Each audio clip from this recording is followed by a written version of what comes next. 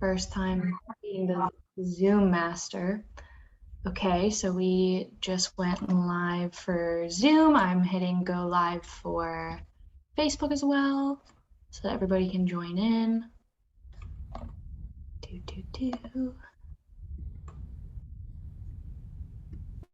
Okay, it looks like we are good to go. Right.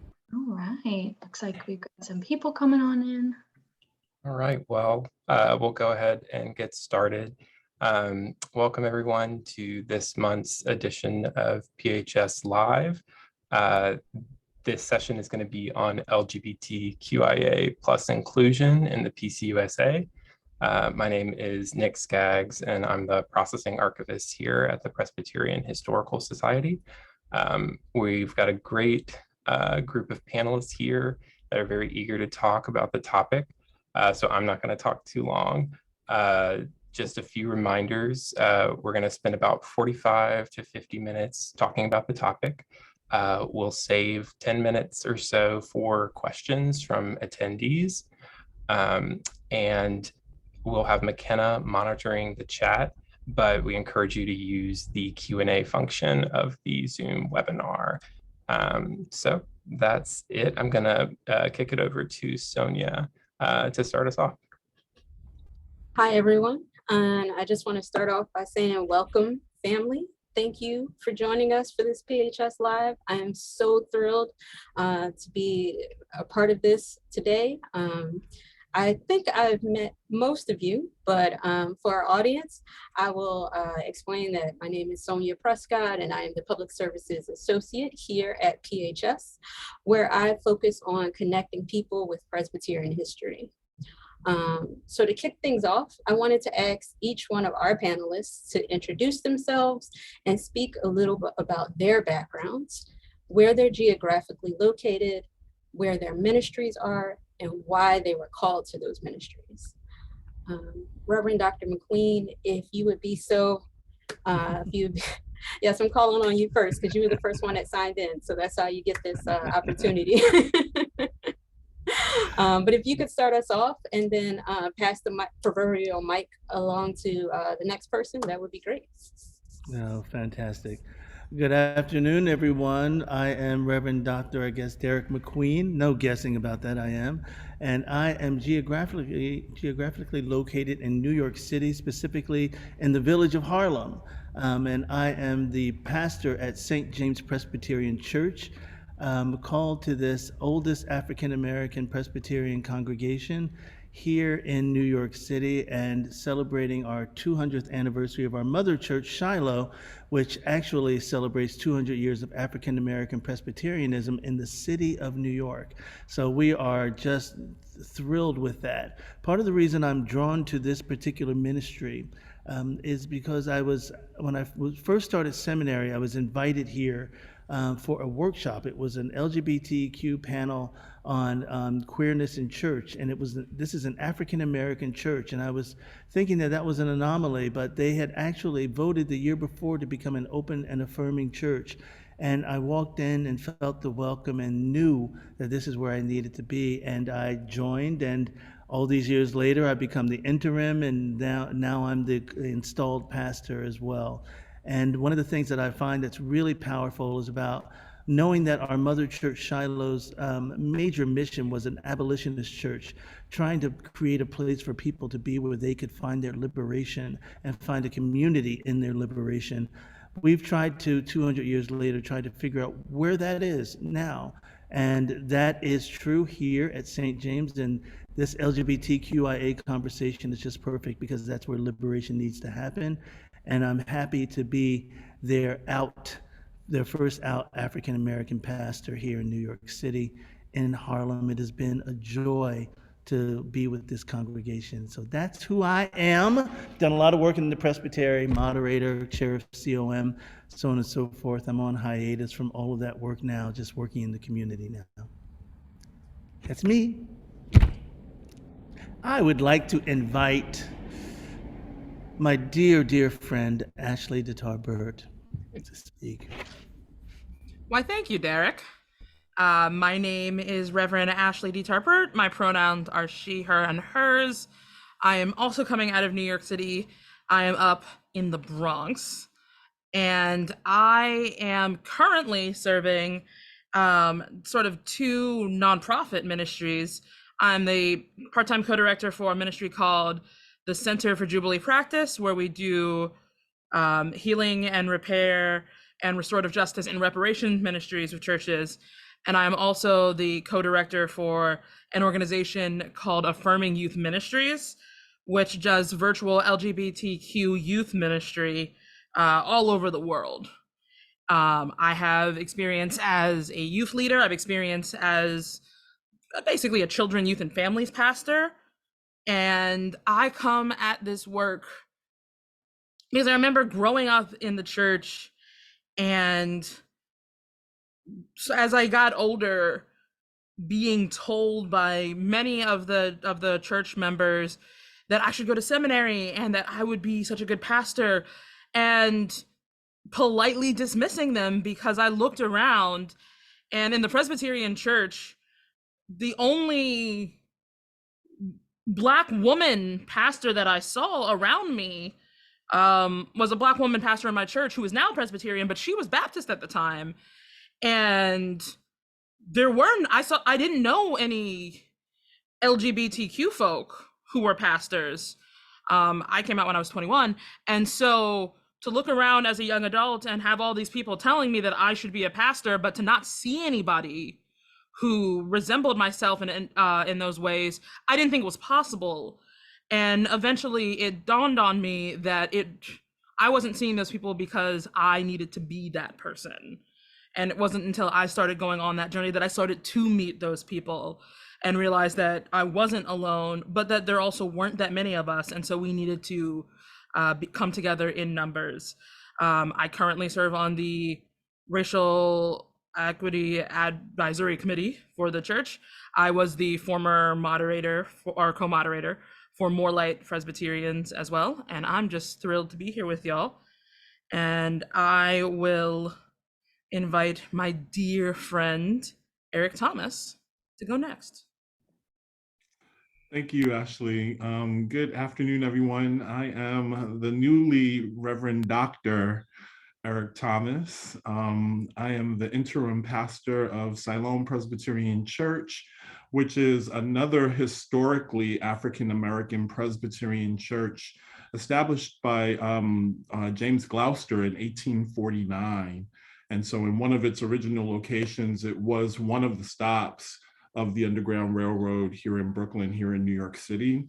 The ministry of the church has been integral in desegregating New York City public schools under Reverend Milton Galamison's tenure.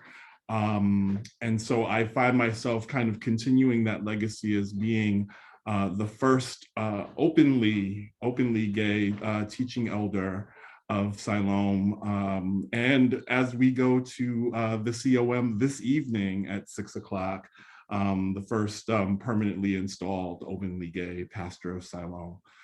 So I'm excited about that.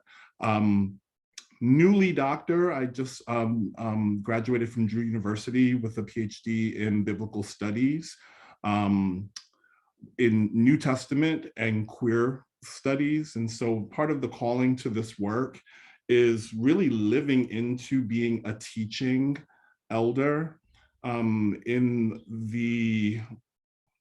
the ways that I am able to affect classrooms and seminaries and undergraduate areas, in the ways that I'm able to, in the pulpit, take the theme of Juneteenth and the Combahee River Collective and Oh Freedom Over Me, and put them all together and say something alongside of For Freedom Christ Has Set Us Free, in order to give a Juneteenth message in pride, is part of what this calling and living into this call is all about for me.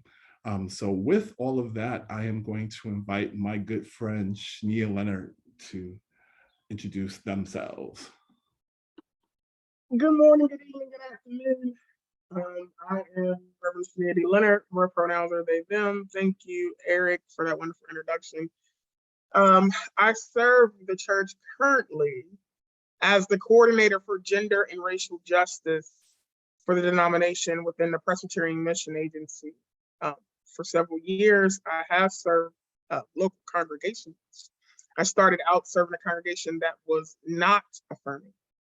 And the same city where Ashley is from. I'm not from that city. I am from the wonderful city of Philadelphia, Pennsylvania. I never get tired of making sure I reference that, but I did spend 21 years in Pittsburgh, and that's where I started my pastoral ministry. And so I started out serving a church that was not affirming. However, looking around the landscape of where I was, and even really honestly in Western Pennsylvania as a total, there was no place for folks like me to worship freely in a space where was centered Blackness. And so I pastored a 1001 new worshiping community called Judah Fellowship, which is now in its 10th year of being still the only predominantly Black worshiping community that is open and affirming in Western Pennsylvania. Although it's virtual now and brings folks in from across the country, it still exists and is operational. And so I did not grow up Presbyterian, but I's here now, and loving the wonderful individuals that I have met and been so graciously allowed to journey with along the way, some of which I'm looking at right now that I have been glad to call friends. And so with that being said, I will turn it over to one of my friends right now, the wonderful Reverend Bertram Johnson. Reverend Leonard, thank you so much for that warm introduction. I'm Reverend Bertram Johnson. I am a teaching elder here also in New York City, Presbyterian. I currently serve as a chaplain at Union Theological Seminary. I've been there since January of 2020. I'm grateful for that ministry. I grew up in a household of teachers, and so academia has always been a place of comfort and inspiration for me. And previously in my life, I had the opportunity to serve as a chaplain at another school when I was living on the West Coast. But because of that school's polity or guidelines around same-sex identity and sexuality, I wasn't able to take that position. And so I'm grateful to be at a place where I can serve fully as an out gay man in my full self at an institution that affirms the fullness of who I am as a Black, queer, same gender loving man in a relationship with a wonderful husband. Additionally, I'd also like to say that recently in celebrating my brother Eric, I also had an accomplishment. I'm starting to work, looking for work for this fall as a therapist.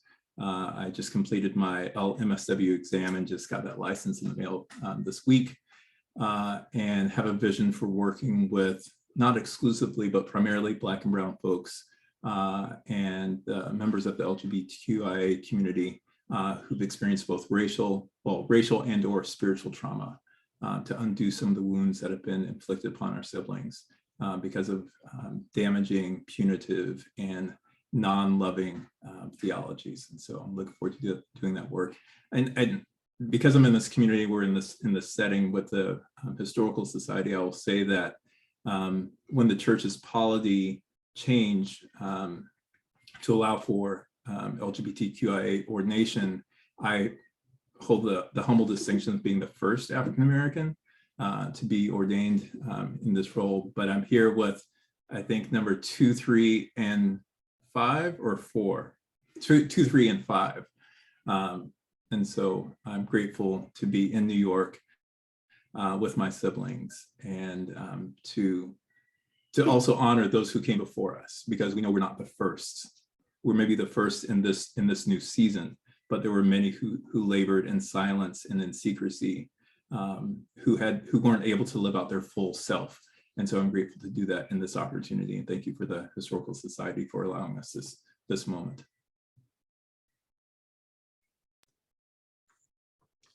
Right, so on to our next question. Can you talk about barriers that you've experienced during your path to ministry and ordination? And I'll ask Rev Dr. Derrick to go first on this question? Oh boy, okay. I always like to think about this from the perspective of when I was being nominated to be moderator-elect here in the Presbyterian of New York City. It was a very interesting meeting. It was one of those times, it was back in the time when you really didn't talk about being open, even though I was, and everybody knew I was going to camp and doing everything openly with my fellow ministers here. And I was very clear about who I was, and yet we had the luxury at that point in time of not really even speaking to that. But when I was being nominated for moderator, a person stood up and said, well, I don't think he should be our moderator.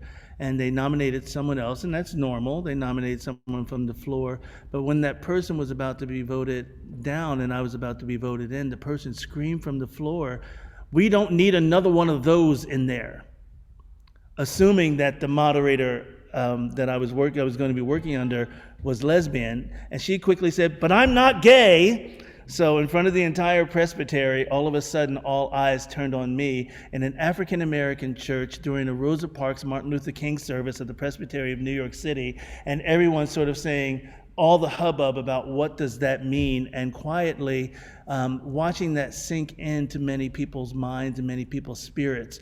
And my struggles are mostly working within many in my own African American community to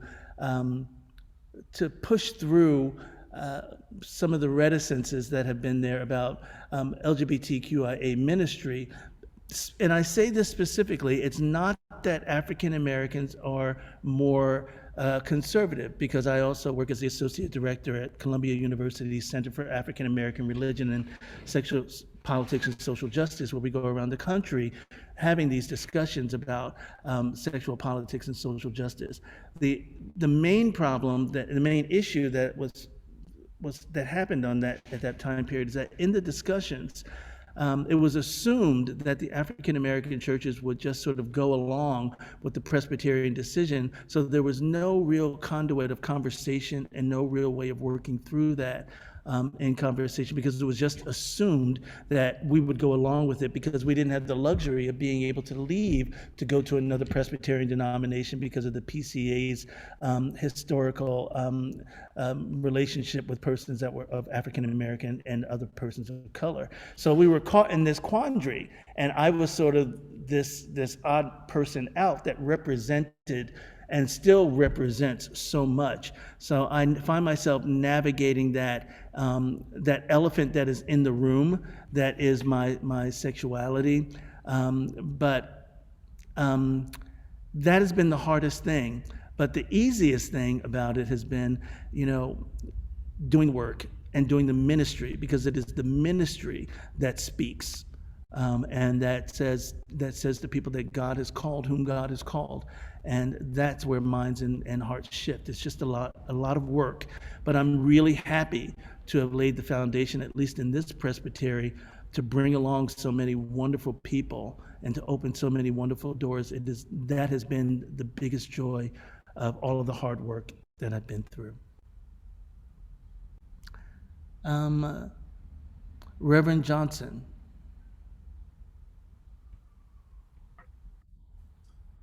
So I began my ordination path back in, 1993, I think it was.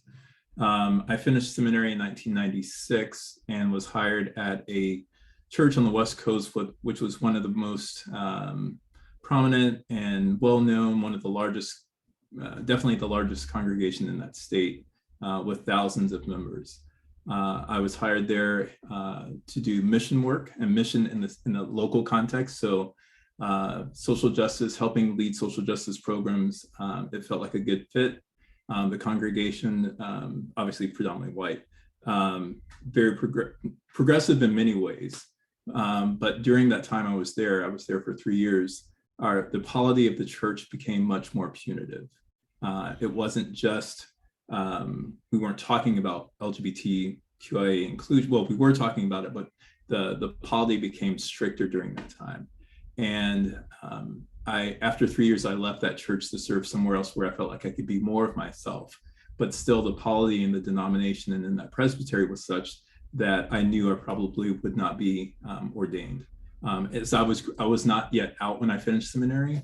I was growing more fully into myself as I got farther and farther away from my experience in seminary. But as I grew into myself, I felt the church created fewer opportunities for me as an out gay man, and also just dealing with the challenges of race in a predominantly white presbytery. And so at some point, after much turmoil and discernment, I decided to leave the ordination process because my statement was, if the church, why do I want to be part of a group that doesn't want me? And that's how I felt regarding the Presbyterian Church. And so I did leave the ordination process for a number of years, but God has a way of working things out. Almost, I don't want to say kicking and screaming, but I got to experience through the leadership and some folks who are in Louisville, who are still there now. I got to experience community with some of the folks who are on this call.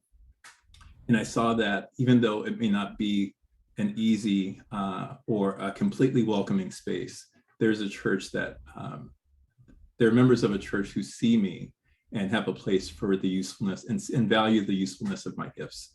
And so I'm grateful to be able to be here and to also be an example and to offer guidance and support and encouragement and safety for people who are still in their process, and presbyteries and congregations and whatever judicatory that may not be welcoming to them, to say that we will be here to support you.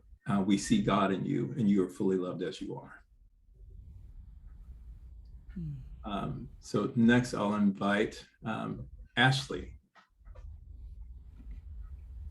Yeah, so I will start off by saying that anyone who knows me at this point in my personal or professional life knows that I am very, not just out, but loud about it. Like, I am a person who dances in rainbows and sneezes glitter. Amen. And that has been true since even, quite frankly, before I came out. I was an officer in my college's like LGBTQ organization as an ally. And so that's been who I am since I was in my late teens, early 20s. And yet when I started my process, which was in, I guess, 2011, I was not out to my committee, or not out to the presbytery. I was in Pittsburgh Presbytery, as Shanea has already said. They were pretty conservative. They were at the time considered one of the most conservative in the country. At this point, I have no idea what's going on in Pittsburgh Presbytery. And so it was sort of this weird open secret where people who knew, and they didn't care, but the people who were making decisions about my life didn't know. And it worked fine because those people never crossed into the places that I cared about. And so they never asked questions, even down to the point where I think the presbytery had like an LGBTQ group within it, and they were asking me to do tech work, and no one was around to ask questions even about that. And so I was able to sort of be myself, but also keep them at an arm's distance with the idea of, I don't have to answer anything. You don't need to know anything about my personal life. This is the boundary that I've set. And it wasn't until the very end of my process that I met my wife, or not even that I met her. I met her, I think, about a year into my process. And then when I had to do my psychological evaluation, broke up with her for 2 days so that I could say I was single, so that no one had to know about her. And I didn't have to out myself. This is a running joke in our relationship now. But when I got to the end and was ready to be certified, we were engaged. And at that point, it was like, this is stupid.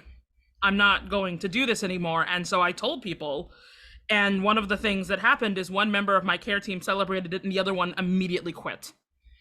In part because I was in a same-sex relationship, but primarily because as an out person, and this was the logic that was explained to me, because I was in a relationship that was heading towards marriage, I could no longer guarantee abstinence. And he would have been okay with it if I was a single person, but abstinent, which, okay, whatever you'd like to believe about single people of any background, sir, but okay. And so there was this idea of what I was supposed to do or who I was supposed to be, or even this idea that I had decided that I was going to participate in marriage. I was going to commit myself in the way that if I had been a heterosexual, you would have celebrated, or even if I had been the bisexual self and chosen a male, you would have celebrated and called it holy, because that is what you say as Christians we are supposed to do. But when I do what you say I am supposed to do with a woman, then everything about me has changed. All of my gifts are gone. All of my calling is gone to you. It is erased, or it is irrelevant. Meanwhile, when I was going through the process of actually getting my call in New York, it was different, because in that circumstance, I was given a hard time by COM, and a process that should have taken about 6 months to a year took 2.5 years. I was being mistreated, and I was being given the runaround, but it was done in a way in which I could never prove that they were doing it to me because I was a queer person, or because I was a Black woman, or because I was a combination of these things. What I did know was that the people who were advising me on what to do and what to say were telling me that I could talk about being a Black woman, I could talk about working with Black students, but I was not supposed to talk about being a queer person. I got told point blank, oh, you can share these heartwarming stories about your students as a way to talk about your ministry, but don't share the heartwarming story about working with a Black lesbian student. They don't need to know that. And when I asked why, it said, well, I was told, well, they can see that you're Black. They can't see that you're queer. Ooh. Or seeing my colleagues who were white and hetero going through the process, and quite frankly, having more unconventional calls than mine, and all of a sudden they're getting ordained faster than I am. They went in quicker. They got their ordination dates 6 months, a year ahead of mine, but I'm still in the process, and we're still fighting over me. But I can't prove that this is why this is happening. And I don't know which was harder, the people who were doing it directly and being honest about why they were doing it, or the folks who used policy and polity as excuses while the writing was on the wall. Right. And on that note, I will pass the mic to my dear friend, Reverend Shanea. I mean, it's so interesting that you would pass it to me next, because we come from the same presbytery. And so I know exactly what you're talking about.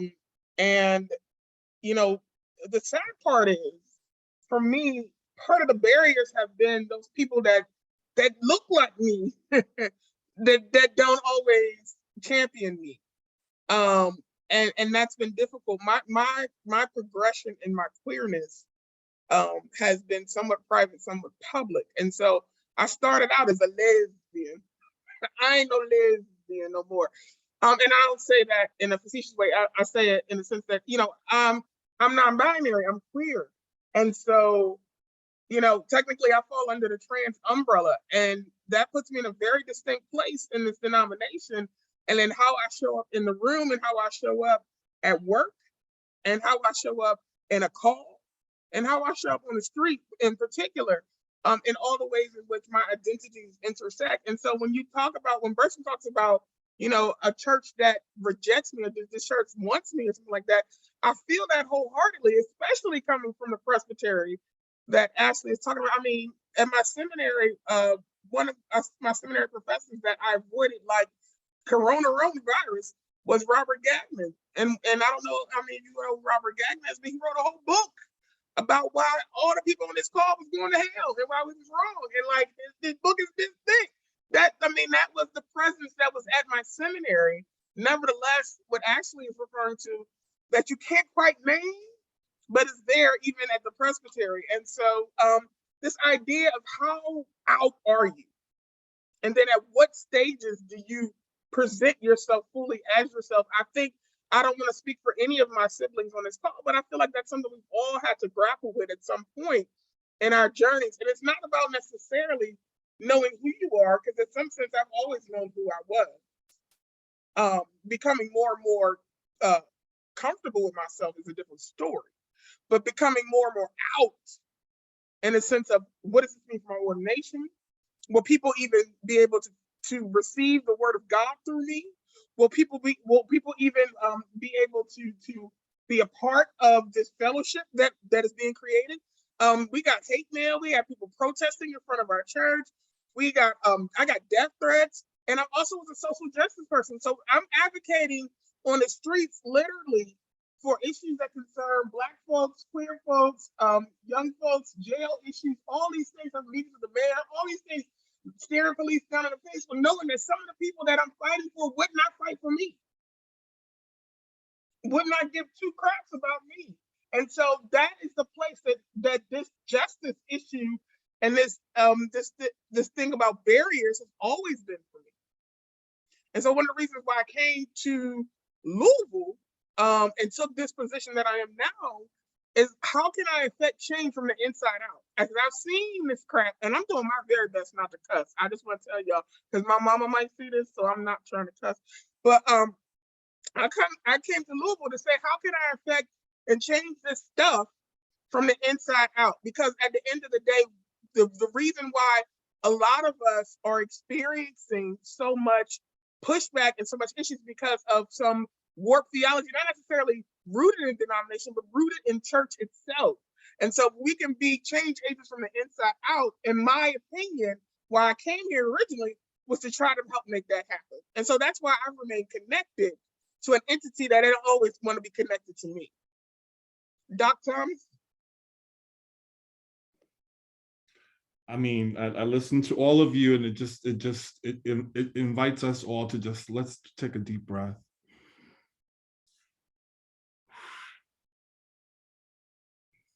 Because it's a lot. It's a lot. And these are life and death decisions. Like my Margaret Amer, God bless her, is my seminary professor who said that, you know, as I look at a PhD program, I could either do Bible or theology or ethics. I just have to pick, you know, a place to play, right? And I selected Bible because the reality of all of this is that people are making life and death decisions based upon how other people interpret this text. And you know, when you said the Gagnon book, you know, there's something in my gut that shifted just you know, at the thought of the book, right? And so part of the answer to your question, Nick, is we're still dealing with the ways in which people interpret scripture selectively to support their hatred or their prejudice or their lack of will to see the humanity that Christ calls us to, right? But the Bible says, right? Except for when the Bible is not supporting something that you're saying. Theology, you know, this mad, angry God that is sending gay people to hell is something that has to be, you know, ripped up and thrown in the garbage. A Black theology that attaches itself to James Cone, when James Cone is thinking with James Baldwin and Langston Hughes and County Cullen, in order to make the argument for Christ re-crucified, he's connecting his own construction to Black, queer, bisexual, and same gender loving men. So like, and, you know, just in terms of the academics of it all, intersectionality. So when people talk about intersectionality and the multiple simultaneous oppressions through which we think about things like a call to ministry, I think we've seen examples in these answers. And just before I give it back to you, Mr. Nick, I just want to shout out, because Derrick said camp. So I was coming through at a time in the denomination's history where there had to be special secret retreats for LGBT inquirers and candidates that we affectionately have called gay camp. And it had to be held in secret locations, especially because the denomination would have been harmful toward it. And so in the midst of talking about camp, we should also talk about the good work of More Light Presbyterians, of the Covenant Network Presbyterians, of That All May Freely Serve, which are these, kind of older sibling organizations that answered your question by advocating for the real inclusion of LGBTQ marriage and ordination. And so we are on the, we have experienced advocating for ourselves against a denomination that sometimes worshiped its polity more than it worshiped the Jesus that we say is Lord in that polity. And so with that, I was gonna say well, but I was on mute and I was like, well, I'm still gonna offer it up. It's the idolatry of this polity, the idolatry of the power that maintains Robert's rules and that polity are examples of the challenges that are faced, Mr. Nick. And shout out to Derrick the hypocrisy of not allowing the Holy Spirit to call us to truly reform. That is the heresy of this conversation. It's heretical for us as Presbyterians not to allow the Holy Spirit to allow us to reform and continually reform, and to lock that behind a polity is heretical. Amen to that. And shout out, since Eric is invoking these names, to now parody, but it was Presbyterian Welcome at the time, who are the ones who created those gay camps. And it's Eric's birthday, so shout out to Eric. And it's also Mika Vandersal's birthday, who is the woman who was in charge of Presbyterian Welcome, who helped create those camps. So shout out. Mika Vandersal opened up the congregation of St. James Presbyterian Church as a ministering partner while she was in seminary to become open and affirming.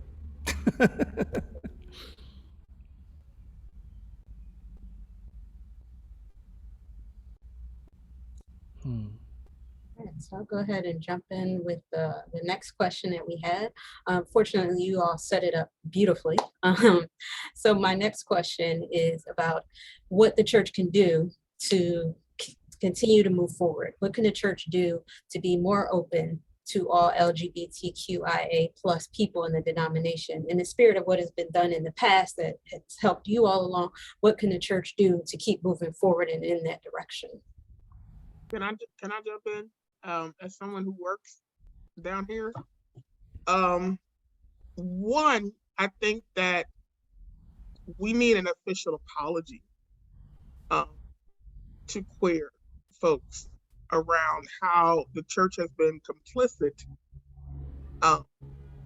and how we've been handled, how we've been treated, how we've been discriminated against, how we've been marginalized, how we've been treated unfairly, how we have not experienced equity, and especially at the places where we are standing at the intersections of our identity, how that has been compounded in some very serious ways. So that's number one. Number two, I think that the idea, what I do appreciate about Matthew 25 is I also sit as the co-chair of the Matthew 25 strategy table for the PMA, is there is also this idea of a lens on cishet patriarchy.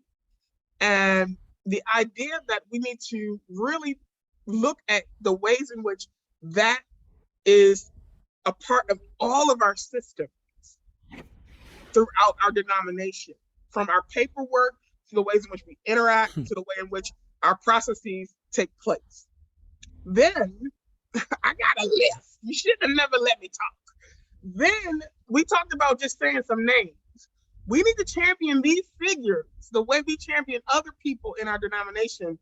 I mean, we can keep on. It doesn't just stop with Black folks. I mean, Janet Edwards, Michael D, James Farr. We need to keep naming these names of people whose shoulders we do stand on, who still are alive and well, who have helped us, many of us personally, to be who we are today and to stand boldly in our truth.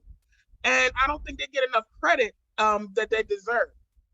And then the other thing is, what does it look like to really lean into making sure there is a lens of equity of LGBTQIA inclusion across all 6 agencies of the Presbyterian Church, not just the mission agency. So what does it look like for the Board of Pensions? What does it look like if we have, what's it called? The secret little retreat that I never got invited to, that's just for queer people. What's it called? Y'all, some of y'all went to the secret little thing. Gay camp. Camp. Gay camp. Yeah. No, not that one. The one that like you only get an invite when you get ordained, but you have to work at a church to get the invite. Oh, Credo? Credo. Yeah. Credo. That secret society. That secret society. I love it. Does it look like they have a credo that's just focused on queerness?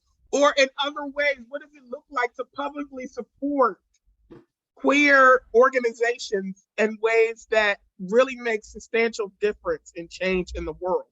And what does it look like for us to also not partner with partners that are killing our folks in other parts of the world, or are advocating for those laws in other parts of the world? What does it mean to fully say, no, we're not partnering with you? We're not going to do it. And so, at the risk of just affecting my job, not that anybody cares about little old me, but that's what some of the ways in which we need to do that work of really how the church really can say, we are not just on paper, but we are strong advocates and allies and comrades for your identity and your well-being and your livelihood. Your life means something. You're queer, especially your queer POC, life matters to us. Mm-hmm. Can I suggest for us that it's not just a matter of welcome? I think it's definitely a matter of affirmation, but I think it's no longer an issue of welcome. I think that the challenge is to equip the saints. So you've got LGBTQ folks who have gifts and talents and ministries. So now that we're no longer wondering about your pronouns and your sexual identities and all of that kind of stuff like that, how actually can we activate you as an ambassador for Christ within the ministries and the missions of this church? Not only for LGBTQ missions and ministries, but we need, how do we become stated clerk? How do we become, transitional presbyters? How do we become people who are participating in different segments of the life of the church so that we don't form LGBTQIA ghettos in this affirmation and welcome? Those are challenges and invitations for the larger church. Eric, I love that, because one of the things that I have been talking to people about in my line of work is like, your flag is good. It is not enough. Your welcome statement is good. It is not enough. You're good that you are finally starting to use people's correct pronouns. That's respect. You don't get a cookie for respect. First of all, that shouldn't even be a Christian value. That should just be a basic value of how we treat people with dignity and honor. But you need to do more than just say that oh no, we put a statement in and we put a banner up, and sometimes we call God a woman, and that was enough, right? And that was it. And you need to recognize that being supportive of the lesbians and the gays is not enough either. There are far more letters in that alphabet soup that we got, and you need to be able to figure out how to make space, equip, empower. As Beyonce says, listen, just talk to people. Don't invite people to the table, destroy the table, throw out the table, bring those people in and ask them what they actually want and need, and then do it. Ask them what kind of resources are necessary to make your church welcoming, affirming, empowering. what would make your church a place that they would actually feel the Spirit of God, that would actually make them feel refreshed and encouraged and nourished and able to go out in the world the fully enfleshed child of God that they are. And also, like, I would add to that, like, read things that are not just John Calvin. Read actual queer theology, read actual LGBT theology, read theology that is not just white theology. Challenge yourselves beyond your tiny little box to push your worldview into something more expansive. Because if you're sitting here thinking that the flag, if you're sitting here thinking that the pronoun button is enough, then you are never fully going to understand not only what it is to be welcoming or affirming or inspirational, but you are never truly going to understand what it means to follow God.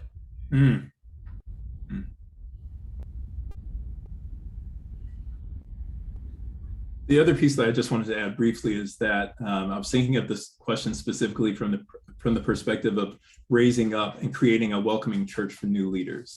And I know we're doing this as queer folks, but we're all Black folks too. And I'm wondering, what's the role of reparations in advocating for and creating a space where queer, Black, and brown, and all the spectrum of human diversity can come forward, especially communities that have been marginalized and pushed to the side and excluded from our welcome table. Knowing that for most of us, for most Black and brown folks who are called into this ministry, into this denomination, to find a congregation that looks like who we are is often salary is questionable. You may be working hard. You're inheriting a physical plant that may have a lot of work and need work and resources.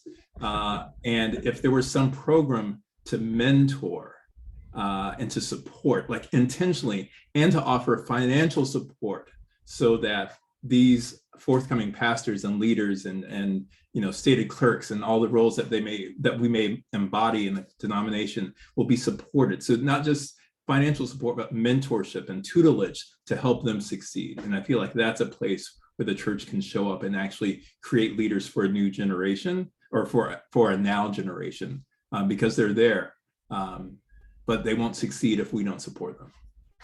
And I think my word with this was to Eric and I have talked a lot about a lot of things with New Testament, because my PhD is in New Testament and homiletics. And I focus in on some words and understanding and redefining some of the words that we use so offhandedly in our congregations and denominations. And I think that we really need to relook at and redefine the idea of what welcome is. When we say that we are welcoming you, it actually means that we consider the people that we're welcoming the stranger. This is not your house. This is not your church. This does not belong to you. This belongs to the people that step into this and say, this is my faith tradition now, and this is what I believe. And if I say that, it is mine. I don't need you to tell me that I can be welcome as an LGBTQIA person to be Presbyterian. I am doing that because my God and my spirit and my theological understanding has called me to this, and I am welcome in that. And if you could just share the fact that this welcome that we say every Sunday when we do communion, that it's not our table, it's Christ's table. And if we could really live into that being what welcome is, rather than saying you're welcome to come and join us, you're welcome to be with us because this is yours as well. It's some redefinitions and conversations that really have to be had about our whole sensibility of this idea that we are the end all be all, exceptional, that you want to come in with us. No, we are community. And if you have the faith and the desire to be in conversation and worship with us, here we are. Let us redefine that. I am not welcoming you in. I am opening the door to God's welcome for you. And I don't need your judgment to do that. And I will step into those spaces. And that's where I find myself doing that. And recognizing that we can be engaged in these conversations to say, why are we using this word that makes it seem like it's such an easy thing? It makes it seem like it's so politically correct. Let's trouble the waters and have some real discussion about what these words mean and what they need to mean for all of us. That's where I come from with this. I would challenge that the church will be as welcome as its Black and brown trans folks are made welcome and affirmed and made safe and made honored and cared for. Yes. Until then, we have work to do. Yes.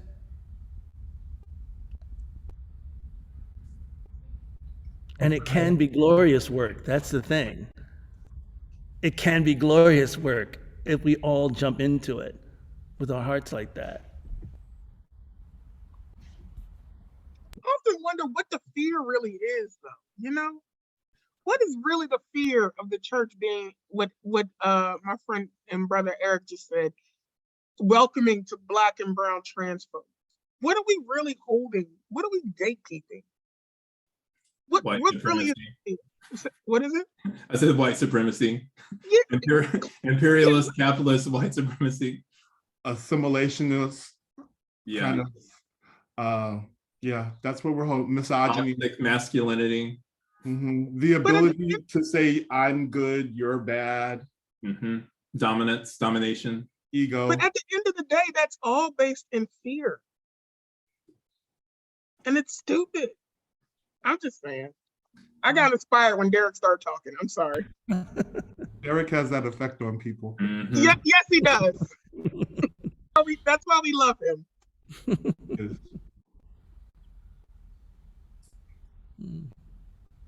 Everyone, well, we did have one more question, but Sonia and I both think that you all have already answered it and done a great job. So we're going to go ahead and move into any questions that we have from attendees.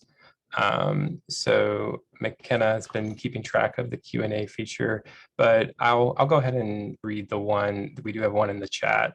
So, so it's from Sarah. Thank you for the discussion. What if our Presby church is barely affirming? Some smaller churches are still struggling to even get flags out. I'm a communications manager and I'm getting to the point where I'm putting my job on the line in order to do what is ethical and welcoming. Well, if I may, Sarah, I appreciate the question and your heart behind the question. It's more than a flag, though, as hopefully you've learned from this conversation. It's the actual ministry, it's the actual outreach, it's actually the fruit of the work of connecting with the community. I think that what our Presbyterian churches need to understand and what Black church needs to understand is that there are alternatives to our brick and mortar constructions of what church has been. There are alternatives. People don't have to go to our church. Mm-hmm. There are all kinds of alternative virtual platforms and places and spaces where, as Big Brother said, if they do not receive you, shake the dust off your feet. I want folk to shake the dust off feet and go find the place where they are welcome and they are affirmed. But, to Sarah's question, for lose your job, I mean, I don't want to be in your pockets, Sarah, but maybe that's not a place that you need to be working if that's what is at stake. But, I'm going to put my mute button on now. And I will say, Sarah, when you talk about barely affirming, having worked within the AME denomination and the Pentecostal denomination with the center at Columbia, and having these people that have been very adamant about their church's standards around the table, that barely affirming, if you notice that's a place to be from which to evolve. And stating that out loud and coming to an agreement that that's where we are, a consensus that we are barely affirming. And that actually opens up more of a spot for evolution and a spot from which you can discern whether or not it's if a place for you. If people aren't, if congregations and persons and spirits are not called to evolve in that blessed word again, reform, then it's not doing what it needs to do. And that's not what our call is. Our call is to evolve and to grow and to be in that, and to, if you're barely affirming, you don't go backwards. I mean, that's the way. If you find that barely affirming state that you're in, and you're able to do some things, like Eric said, I don't know if leaving the job is it, but there are opportunities to say, well, look, we're already barely doing this. So we're at a point, and the change is going to come. As my brother used to sing in that song, change is going to come soon. And Bishop Flunder said that so beautifully with a person who was Bishop Flunder of the Fellowship of Affirming Churches. She said this in a panel discussion. Somebody jumped up and said all of these negative things, and Bishop Flunder just looked at her with love and said, come back in 2 years, because I guarantee you that you're here because you're asking the right questions, even though they're coming across angry. Come back in 2 years so that we can have a conversation around this, and let's see how you've grown. It'll take that time as well. Not time for people to be hurt and be toxic, but time for the people where they are to know that they aren't being welcoming and affirming, but they got work to do. I don't want to belabor the point, but I mean, what can I say? What Bishop Flunder said, my mentor.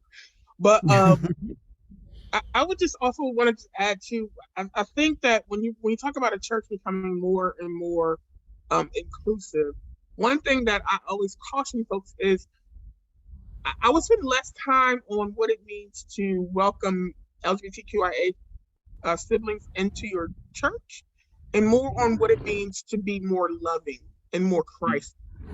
I think the narrative has to shift from who's sleeping with who and what somebody's orientation and gender identity is, into how do we embody 1 John 4:7, beloved, let us love. Because that's really the crux of it. Because if we focus our attention there, everything else happens. Everything else happens. If we're just focused on loving you, as Christ has called and commanded and shown us how to love, then I don't give a damn about who you're sleeping with. That's irrelevant. What matters is how I love you and provide a welcoming space for you, because you are beloved of God.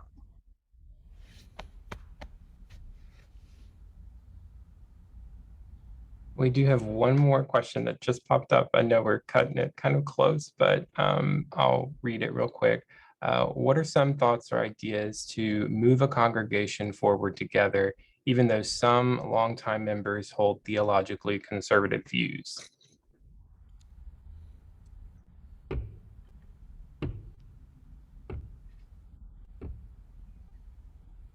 Preach the gospel of Jesus Christ.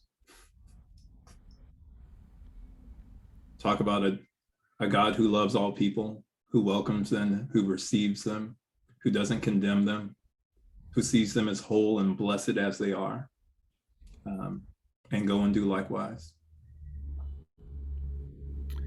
And also, I believe it's powerful when you understand that some of the hurtful, I'm not saying conservative, I'm saying some, what I deem from my own experience, hurtful theological views, is that they don't just hurt LGBTQIA folks. They hurt everyone because of that attitude. I know parents who have said, people have asked them, why do you go to a church where there's an LGBTQIA pastor?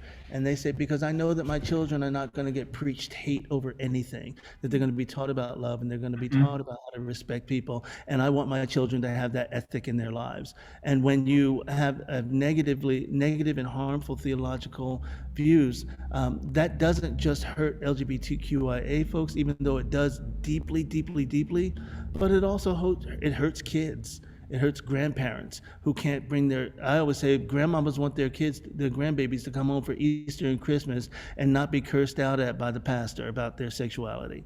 That's all. They just want people to come home. They want to go to church, and then they want to go home after church and have dinner together. And they can't do that. And then that's hurtful to the family. So these conservative theological ideas, who else are they hurting, and who else needs to be healed from that? The one thing I will add to that, to what Bertram and Derrick have said so beautifully, is one of the things that I hear in this question that I've heard lots of people ask in the past, in my experience, is how do we move forward together? I don't think you always have to. Yeah. I think you need to move forward in love, as they have said, and you need to move forward in Christ. And if you are doing those things, then you are doing what you need to do. If you are sacrificing Christ, if you are sacrificing love for unity and togetherness, you have it backwards. Focus on the love, focus on the appreciation of God's people, focus on the appreciation of God and the Spirit and the Creator and the Son. And if you do those things, if you center your faith and your people and your word on that, then you will go forward. And those who come along in faith will come along, and those who do not, then they won't. But you will be okay. It will all be okay. But center it in Christ, and center it in love, and center it in God's beloved children, which is all of us. And whether folks come together or not, you will be fine. I promise. Well, and I just want to add that it may not be easy, that it may hurt, and there may be conflict along the way, and people may drop out, and you may lose relationship with people. But as long as Ashley said, as long as it's centered in the truth of who Jesus is and his love for all of us, then we're actually being faithful to what he came to bring us, to the life that he gives us each day. And I think that's who we're supposed to be as a church, as a people. And I feel like Reverend Ashley has given us the benediction and the charge, right? But one of the things that I remember from kind of Black church homophobia kinds of conversations is that we also make space that the Holy Spirit will do what we can't do, right? And in that context, we all didn't wake up woke. We all didn't start out doing it right. And so thank God for grace and graciousness and the move of the Spirit through what needs to happen, because God's will is going to get done with our cooperation or without. I think that we'd rather do it with our cooperation. We are all heirs and have all received the inheritance. So be good stewards of your portion of the inheritance and live your life accordingly.